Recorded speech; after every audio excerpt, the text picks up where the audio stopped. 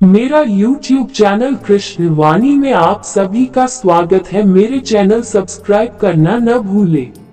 सनातन धर्म के धर्म शास्त्रों में मौन का अत्यधिक महत्व बताया गया है।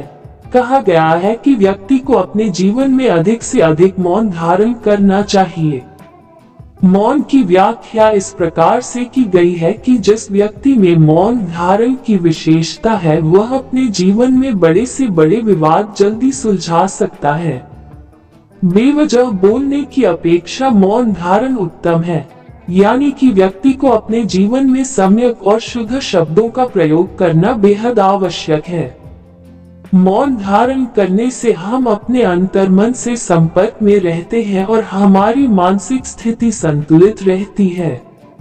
लेकिन क्या जीवन में हर समय मौन आवश्यक है? क्या केवल मौन धारण करना ही समस्या का समाधान है?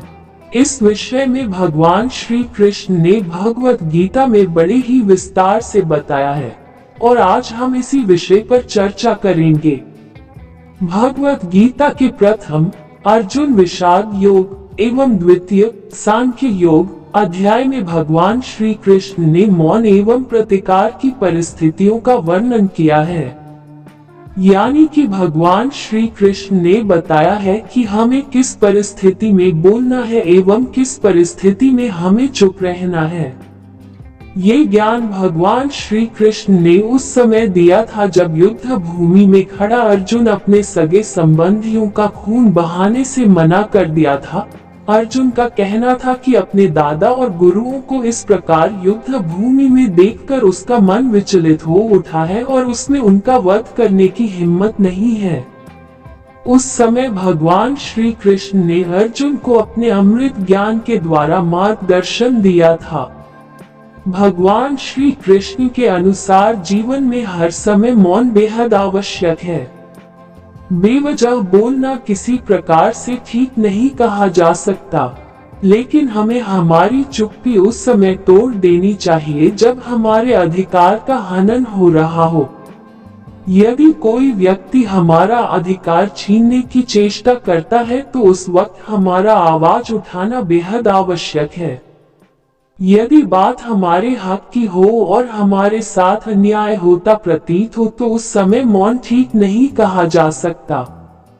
भगवान श्री कृष्ण आगे कहते हैं कि यदि हमारे चारों ओर पाप बढ़ रहा है, हमारा शोषण हो रहा है, हमारी भावनाओं का सम्मान नहीं किया जा रहा, तो ऐसे समय में हमें आवश्यक रूप से अपनी चुप्पी तोड़नी है। हमारा दुश्मन चाहे जो भी हो, लेकिन ऐसे समय में हमें उसका प्रतिकार करना आवश्यक है। यदि आप ऐसी स्थिति में अभी आवाज नहीं उठाते हैं तो आप किसी मृत शरीर से कम नहीं हैं। गीता ज्ञान के अनुसार जब बात हमारे सम्मान की हो, हमारे आत्मसम्मान की हो और हमारा पक्ष सत्य है, तो ऐसी स्थिति में दुष्ट का प्रतिकार करने में कोई समस्या नहीं है। जब हमारे परिवारजनों पर किसी प्रकार का संकट छाया हुआ हो लेकिन हम फिर भी चुप हैं तो शायद हम डरपोक हैं।